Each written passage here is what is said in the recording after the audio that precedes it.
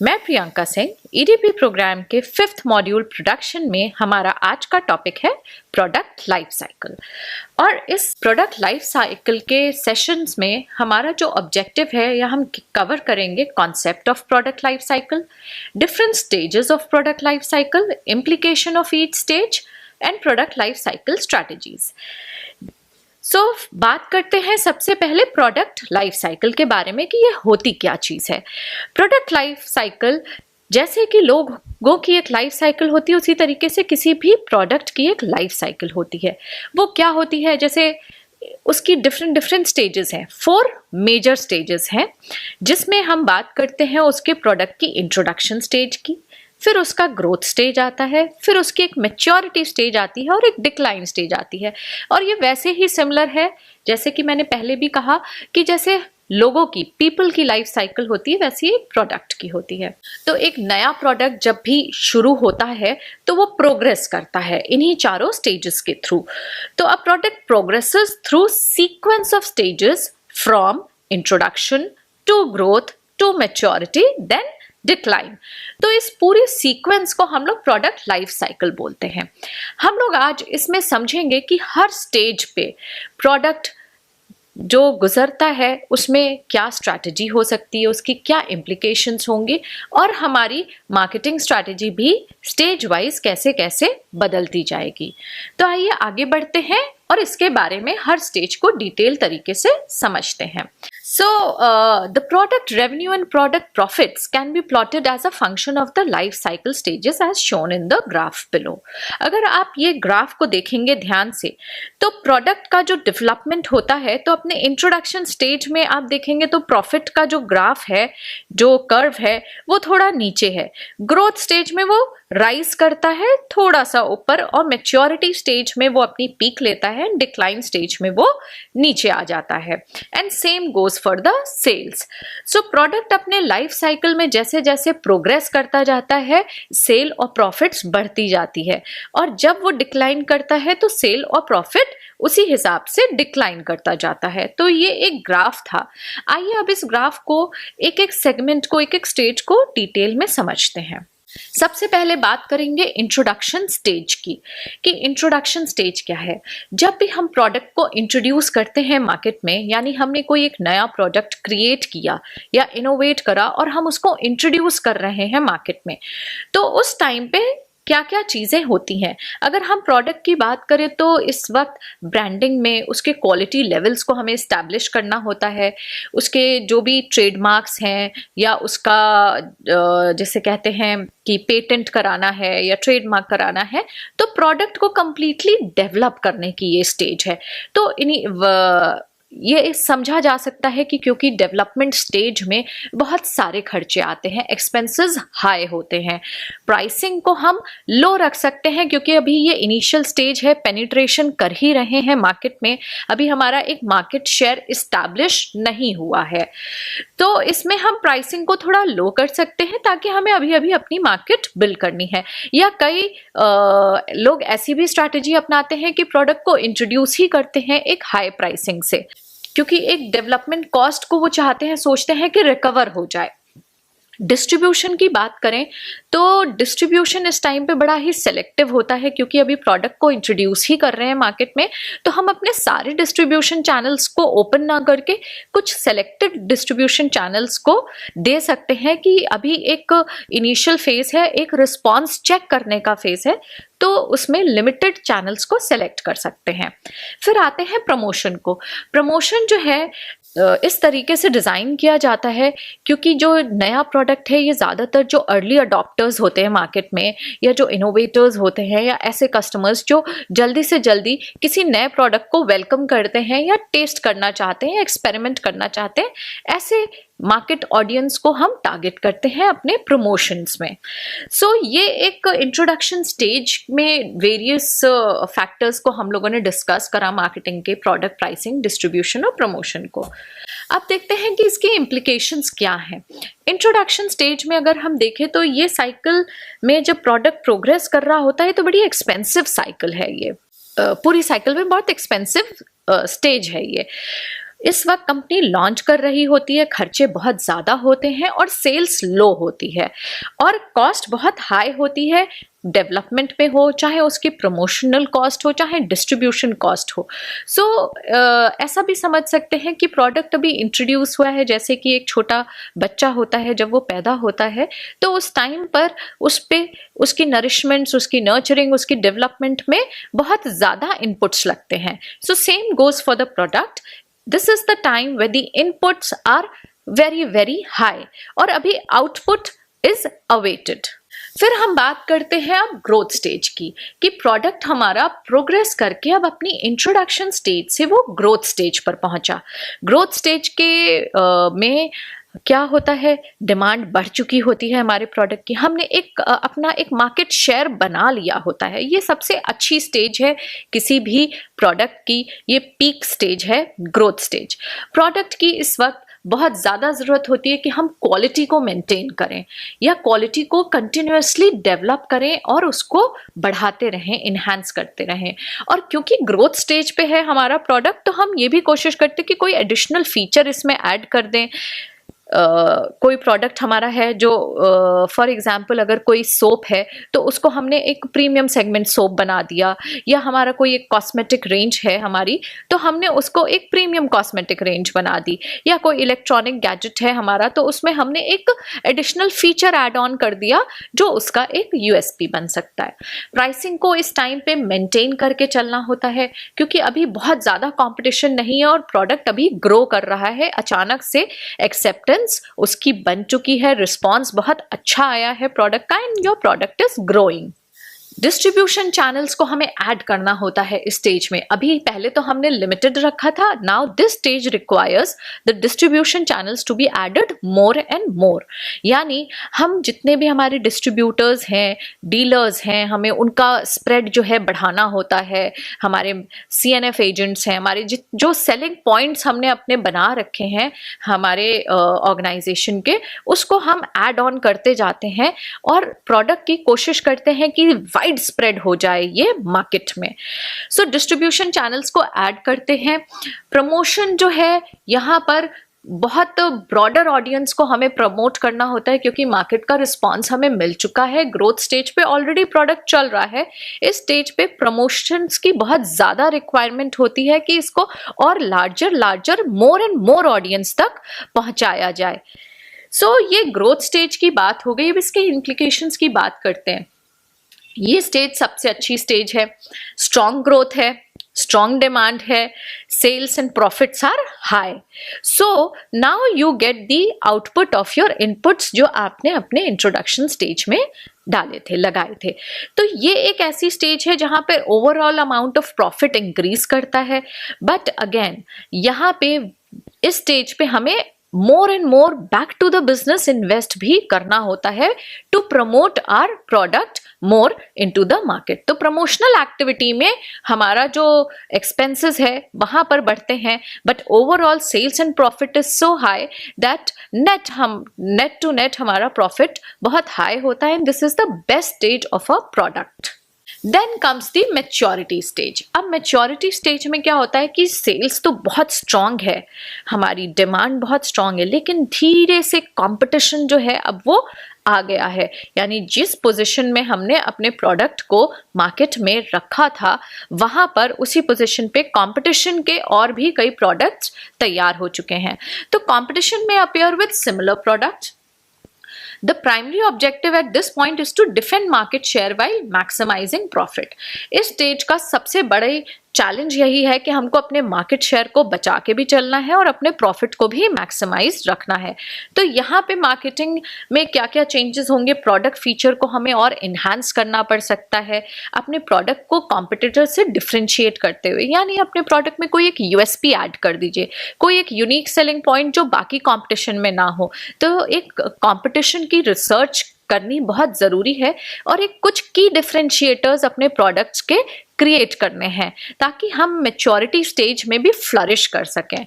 सो pricing में भी lower because of the new competition. तो प्राइसिंग को हम थोड़ा सा कॉम्पिटिटिव रख सकते हैं, थोड़ा लोअर कर सकते हैं, कुछ सेल्स, कुछ ऑफर्स, कुछ डिस्काउंट्स इंट्रोड्यूस करने का ये राइट टाइम होता है। देन डिस्ट्रीब्यूशन की अगर बात करें तो डिस्ट्रीब्यूशन बहुत इंटेंसिव हो जाता है, और क्योंकि ये कंपटीशन के आने के बाद हमें बहुत सारे स्कीम्स, बहुत सारे ऑफर्स कस्टमर को देने के अलावा हमारे जो डिस्ट्रीब्यूशन पार्टनर्स हैं उनके लिए भी इंसेंटिव्स बेटर से बेटर डिजाइन करने होते हैं so that the sale can be pushed more and more. Promotion की बात करें तो प्रमोशन में अगेन जो हम यूएसपीज अपने प्रोडक्ट के हमने ऐड करे हैं या ऑलरेडी हमारे प्रोडक्ट में वो यूएसपीज हैं, तो प्रमोशन लेवल पे हमें उन्हीं यूएसपीज को हाईलाइट करना है। जो भी हमारे की डिफरेंशिएटर्स हैं उसी पे हमारी कंप्लीट प्रमोशनल कैंपेन्स बनती हैं। सो ये हो गई हमारी मैच्योरिटी स्टेज प्रोडक्ट की। अब इसके इम्प्लीकेशंस क्या हैं? Manufacturer is now to maintain the market share they have built up. So ये एक मेंटेनेंस स्टेज हम कह सकते हैं कि हमने इंट्रोडक्शन किया प्रोडक्ट का, प्रोडक्ट ने एक ग्रोथ देखी, now we have to maintain the product to maintain the sales and profit. तो मार्केट शेयर को मेंटेन करना है, मोस्ट कॉम्पिटिटिव टाइम है हमारे प्रोडक्ट्स का, तो हमें इन्वेस्टमेंट बहुत वाइजली करना है, बहुत सेलेक्टेड करना है। They also need to consider any product modification और इम्प्रूवमेंट्स। इस वक्त कोई प्रोडक्ट में मॉडिफिकेशन करना है, कोई इम्प्रूवमेंट करना है, मार्केट को देखते हुए, लोगों की हैबिट्स को देखते हुए हमें कोई भी इम्प्रूवमेंट अगर अपने प्रोडक्ट में करना है तो this is the stage where you can improve your product through adding little or deleting certain features. अब हम बात करते हैं डिक्लाइन स्टेज की। Decline stage, as sales decline the firm has several options. ये एक इनएविटेबल स्टेज है, यानी कि इस स्टेज को हमें एक्सपीरियंस करना ही करना है हर प्रोडक्ट को। सो ये एक स्टेज आती ही है। इस स्टेज पे कई सारे ऑप्शंस होते हैं जो हम एक्सरसाइज कर सकते हैं कि प्रोडक्ट का राइज हो गया, मैच्योर हो गया, अब वो अपने एक डिक्लाइन यानी फेडिंग फेज में है, वो फेड आउट कर रहा है। तो क्या क्या किया जा सकता है? या तो उस प्रोडक्ट को कंप्लीटली एक नई रेंज में कन्वर्ट कर दें, या हम उसी चीज़ के कोई नए यूजर्स ढूंढें, या कंप्लीटली एक न्यू मार्केट में उस प्रोडक्ट को इंट्रोड्यूस करें। जैसे कि कोई प्रोडक्ट था जो अर्बन मार्केट्स में बहुत अच्छा कर रहा था, it was doing very well.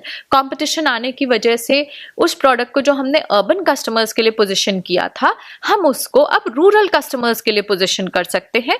तो इसमें हम मार्केट शिफ्ट भी कर सकते हैं। तो ये भी कुछ ऑप्शंस हैं जो एक्सरसाइज किए जा सकते हैं इस स्टेज पे, ताकि हम अपने प्रोडक्ट की लाइफ साइकिल को थोड़ा और बढ़ा सके, थोड़ा और इंक्रीज कर सके उसकी एज को। Harvest the product, reduce the cost and continue to offer it possibly to a loyal niche segment. Cost को कम कर सकते हैं, कंटिन्यूड रख सकते हैं कि उतनी ही कॉस्ट टू कॉस्ट में भी अगर मेंटेन हो जाए, बट एटलीस्ट वो ब्रांड हमारा जो इस्टेब्लिश ऑलरेडी हो चुका है वो कंटिन्यूड रहे। ये भी एक ऑप्शन हो सकता है। या एक लास्ट ऑप्शन ये भी है कि हम प्रोडक्ट को डिसकंटिन्यू कर दें या लिक्विडेट कर दें अपनी पूरी इन्वेंट्री को एट अ लोअर प्राइस, जिसे कहते हैं कि हमारी बम्पर सेल या मैक्सिमम डिस्काउंट या थ्रो अवे प्राइसेस, बिल्कुल की कॉस्ट प्राइस पे या फैक्ट्री प्राइसेस पे हम अपने प्रोडक्ट्स को निकाल देते हैं, उस पूरी कंप्लीट रेंज को निकाल देते हैं। तो ये ज़्यादातर अगर देखेंगे तो इलेक्ट्रॉनिक गैजेट्स या क्लोथिंग्स, इन सब में बहुत ज़्यादा होता है, बिकॉज कि इनमें कंपटीशन तो बहुत है ही है, साथ ही साथ में ये प्रोडक्ट्स बहुत जल्दी जल्दी बदलते जाते हैं और ट्रेंड्स के हिसाब से होते हैं। इस वजह से डिक्लाइन स्टेज ऐसे कैटेगरी ऑफ प्रोडक्ट्स की बहुत जल्दी आ जाती है। तो एज को बढ़ाने के लिए कुछ फैक्टर्स हैं, कुछ फैक्टर्स ऐसे हैं जो डिसकंटिन्यू करना बेटर रहता है, कुछ ऐसे हैं कि हम पूरी की पूरी इन्वेंट्री को लिक्विडेट कर सकते हैं, और कुछ चीज़ें ऐसी भी कर सकते हैं कि हम प्रोडक्ट को पूरा का पूरा एक नए मार्केट में शिफ्ट कर दे। तो डिक्लाइन स्टेज के ये कुछ ऑप्शंस हैं जो हम लोगों ने डिस्कस किए। इसकी इम्प्लीकेशंस क्या है? Market for a product will start to shrink, consumers are switching to a different type of product, While this decline may be inevitable, it may still be possible for companies to make some profits by switching to less expensive production methods in cheaper markets. इसके बारे में हम discuss कर चुके हैं कि कुछ production methods को अपने कट डाउन कर सकते हैं या कुछ चीपर मार्केट या मार्केट सेगमेंट ही कंप्लीटली चेंज कर सकते हैं to prolong the life of the product. कुछ एग्जाम्पल्स के बारे में बात करते हैं। प्रोडक्ट लाइफ साइकिल के एग्जाम्पल्स जैसे कि इंडियन मार्केट में पॉपुलर देखें तो आज डिस्कस करती हूँ लाइफ बॉय के बारे में। लाइफ बॉय जब इंट्रोड्यूस हुआ था, Inception, since Inception till I think before 2000, it was a toilet soap. It was basically a health and hygiene soap and it was a very hit product. जो rural market और urban market में भी हम अगर बात करें तो हर घर में लाइफ बॉय ज़रूर होता था। तो एक जिसे कहते हैं उसने एक स्पेशल सेगमेंट एंजॉय किया, एक स्पेशल टाइम एंजॉय किया जहां पर उसके कंपटीशन में कोई भी नहीं था। But with changing times and with changing habits of people, Lifebuoy को चेंज करना पड़ा। अब Lifebuoy is not only a health and hygiene product, they have changed from a toilet soap to bathing soap. और bathing soaps में भी उन्होंने कई सारे अपने रेंज निकाल रखे हैं, कई सारे परफ्यूम्स और एरोमास और कई सारे डिफरेंट फ्लेवर्स में उनके सोप्स आते हैं। ये तो हो गया कि अपने ही प्रोडक्ट को उन्होंने थोड़ा सा एक फीचर ऐड करके मॉडिफाई करा। अब आता है कि प्रोडक्ट ही चेंज कर दिया। अब लोगों की हैबिट जो है, पहले लोग एक सोप बार से हैंड वॉश करना पसंद करते थे, बट आज के टाइम्स में अगर हम बात करें तो अर्बन मार्केट में people like to use liquid hand soap because of the hygiene issues. तो वो चाहते हैं कि एक डिस्पेंसर में एक लिक्विड सोप हो और वो उस डिस्पेंसर को प्रेस करें और एक अमाउंट ऑफ लिक्विड सोप निकले। तो ऐसे लिक्विड सोप को भी लाइफ बॉय ने अडॉप्ट करा, इस मेथड को, और अपने सारे प्रोडक्ट्स को, सारी रेंज को वो लिक्विड हैंड सोप्स में भी ले आए। तो एक जर्नी है प्रोडक्ट की, एक एंजॉय करा उसने इंट्रोडक्शन स्टेज, और ग्रोथ और मैच्योरिटी की बहुत स्टेजेस देखी। डिक्लाइन स्टेज पे आते आते प्रोडक्ट को चेंज कर लिया बिकॉज कंपनी की brand image was so strong कि कंपनी ने इस चीज़ को कैपिटलाइज करा और विथ चेंजिंग टाइम्स अपने प्रोडक्ट को चेंज कर लिया।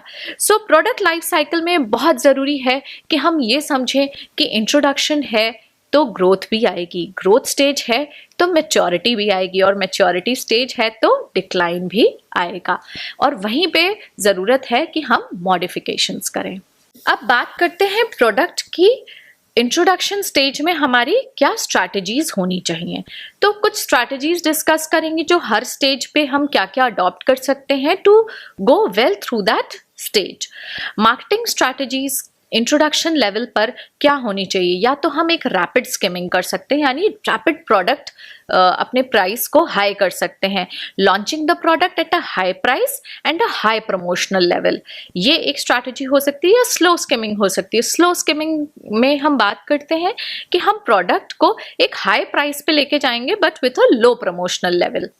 रैपिड पेनिट्रेशन, अगर हम एक रैपिड पेनिट्रेशन चाहते हैं मार्केट में, तो product at a low price with significant promotion, यानी प्रोडक्ट का प्राइस हम लो रखते हैं तो मार्केट रीच हमारी बहुत तेजी से बढ़ जाती है।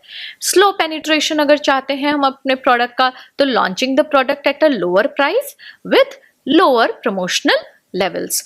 तो ये कुछ स्ट्रैटेजीज हैं जो आप अपने प्रोडक्ट को इंट्रोड्यूस करने के टाइम पर you have to think and plan before कि हम इनमें से किस तरीके से अपने प्रोडक्ट को लॉन्च करना चाहते हैं। इंट्रोडक्शन स्टेज में हमारा एम क्या होना चाहिए? एक सबसे पहला एम होना चाहिए कि एक ब्रांड आइडेंटिटी क्रिएट हो हमारे प्रोडक्ट की, राइट पार्टनर्स मिले हमें अपने प्रोडक्ट को प्रमोट करने के लिए। और एक और चीज़ है कि इंट्रोडक्शन स्टेज में बहुत सारे सैम्पल्स एंड ट्रायल्स की ये स्टेज होती है, तो हम छोटी छोटी सैम्पलिंग कर सकते हैं अपने एस्टैब्लिश्ड जो दूसरे प्रोडक्ट्स हैं उनके साथ, वो सैम्पलिंग कस्टमर्स को दे सकते हैं, कुछ ट्रायल सेशंस क्रिएट कर सकते हैं। तो ये वाली भी चीज़ें हमें, हमारा जो टारगेट मार्केट है उसके लिए बड़ी बड़ी इंपॉर्टेंट है। तो प्रोडक्ट का प्राइस जो है वो हमने डिस्कस किया था कि हम उसको किस तरीके से लॉन्च करना चाहते हैं, उस पर डिपेंड करता है। You should also try to limit the product और service to a specific type of of consumer. Starting में थोड़े सेलेक्टिव हो सकते हैं और एक निश मार्केट में या एक सेलेक्टेड मार्केट में ही प्रोडक्ट को लॉन्च कर सकते हैं एक रिस्पॉन्स चेक करने के लिए। Product growth strategy. प्रोडक्ट की ग्रोथ स्ट्रैटेजी की बात करें, keeping pricing as high as is reasonable to keep demand and profits. तो प्राइस को हमें मेंटेन करना है और उसको अप ही रखना है, हाई ही रखना है।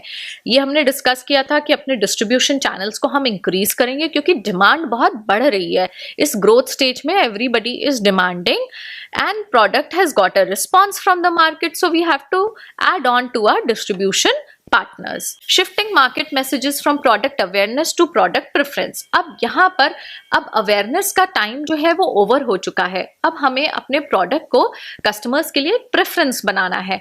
तो इस चीज़ के लिए हमें बहुत ज़्यादा कोशिश करनी होगी कि मार्केटिंग स्ट्रैटेजी हमारी इस तरीके की हो कि हमारे प्रमोशंस में, हमारे एडवर्टाइजमेंट्स में, हमारे हर जगह ब्रांडिंग में उसी प्रेफरेंस को हम अप रखें। Skimming product prices if our profits are too low. अगर प्रॉफिट कुछ कम आ रहे हैं तो प्रोडक्ट के प्राइसेस को हम थोड़ा सा वेरी कर सकते हैं, एडजस्ट कर सकते हैं। Some of the common strategies to try are improving product quality. सबसे इंपॉर्टेंट चीज हमने बात करी थी कि ग्रोथ स्टेज में क्वालिटी बहुत मैटर करती है, यानी कंटिन्यूअस क्वालिटी इंप्रूवमेंट प्रोडक्ट का होते रहना चाहिए, या जिस भी करंट क्वालिटी स्टेज में है प्रोडक्ट उसमें हम और ऐड ऑन करें। एडिंग न्यू प्रोडक्ट फीचर और support services to grow your market share. हम अपने प्रोडक्ट में एक नया फीचर, एक नई चीज ऐड करके उसको ग्रोथ स्टेज का कंप्लीट जिसे कहते हैं एक फायदा उठा सकते हैं। Product maturity stage. When your sales peak, your product will enter the maturity stage. Common strategies इसमें क्या होंगी? मैच्योरिटी स्टेज में दो स्ट्रैटेजीज हैं, या तो हम मार्केट का मॉडिफिकेशन करें या हम प्रोडक्ट का मॉडिफिकेशन करें।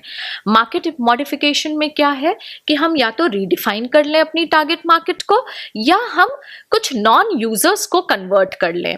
तो कुछ ऐसे भी लोग हैं जो अभी तक हमारा प्रोडक्ट नहीं यूज करते थे और अब हम अपने कुछ एक ऐसे फीचर को ऐड करें या एक ऐसी हैबिट को कस्टमर के आइडेंटिफाई करके वहां पर इंट्रोड्यूस करें कि हमारा प्रोडक्ट नॉन यूजर्स भी यूज करने लग जाए। Product modification, adjusting or improving your product's feature, quality, pricing and differentiating it from other products in the market. Product modification पे मैंने बात करी थी लाइफ बॉय के बारे में। एक और एग्जाम्पल मेरे दिमाग में आ रहा है, वो है मैगी, जो बड़ा ही पॉपुलर है। अगर आप देखें तो मैगी ने अपनी जब मैच्योरिटी स्टेज ली और मार्केट चेंज हो रही है, लोग ज़्यादा से ज़्यादा हेल्थ कॉन्शियस होते जा रहे हैं, so they also had to modify their product. Now they are coming up with atta Maggi and so many flavours of Maggi.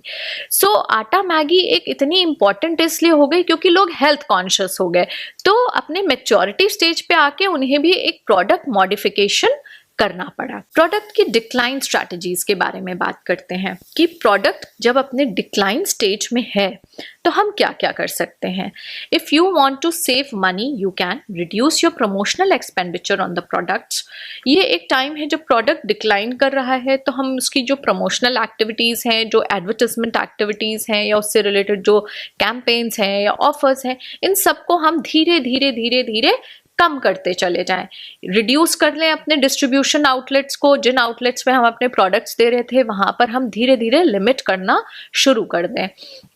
Implement price cuts to get the customers buy the product. इसके बारे में भी हमने discuss करा था कि decline stage में हम बहुत सारे ऑफर्स, डिस्काउंट्स, हैवी डिस्काउंट्स, कुछ फैक्ट्री प्राइसेस और इस तरीके की चीज़ों को इंट्रोड्यूस करते हैं कि प्राइसेस कट हों और लोग उसको खरीद लें। Find another use for the product. Maintain the product and wait for competitors to withdraw from the market first. Harvest the product or services before discontinuing it. Sell the brand to another business. Significantly reduce the price to get rid of all the inventory. यानी कि हम अपने product को discontinue भी कर सकते हैं और सारे के सारे प्रोडक्ट को, कंप्लीट इन्वेंट्री को सेल भी कर सकते हैं at throw away prices to the distribution channels. So कभी कभी फ्रेंड्स क्या होता है कि ये भी बहुत इंपॉर्टेंट है कि हम डिक्लाइन स्टेज को पहले से ही पहचानें, समझें और थोड़ा सा समय से पहले एक्ट अपॉन कर लें। और डिसकंटिन्यूएशन ऐसा नहीं है कि पहली बार हुआ है, इंडियन मार्केट में बहुत सारे ऐसे प्रोडक्ट्स हैं जो डिसकंटिन्यूड हुए हैं। हम बात करें अगर डिसकंटिन्यूड प्रोडक्ट्स की इंडियन मार्केट में, तो कई कार्स ने अपने प्रोडक्ट्स को डिसकंटिन्यू करा है मार्केट में, जैसे कि शेवरले की स्पार्क, डेवू की मैटिस, ऐसी बहुत सी गाड़ियां हैं जो डिसकंटिन्यूड हुई हैं मार्केट से। So sometimes it is also better to discontinue your product to at least save on the money. Product decline strategy क्या है? Many businesses find that the best strategy is to modify their product in the maturity stage to avoid entering into the decline stage. सबसे बढ़िया strategy decline की यही है कि हम अपनी maturity stage में ही या तो market modification या product modification के through अपने product और brand को modify कर ले जाएं और उसको decline stage में आने ही ना दें। आज हमने डिस्कस करा प्रोडक्ट लाइफ साइकिल के इन 4 मेजर स्टेजेस के बारे में, इसकी इम्प्लीकेशंस और इसकी ग्रोथ स्ट्रैटेजीज के बारे में, और इसमें मार्केटिंग हमारी कैसे कैसे चेंज होती जाएगी हर स्टेज में, उसको डिस्कस किया। It is very important for entrepreneurs to know a product life cycle, their various stages, and अगर हमारे पास ये नॉलेज होती है तो हम पहले से ही प्रिपेयर्ड होते हैं अपनी एक राइट मार्केटिंग स्ट्रैटेजी के साथ। Thank you.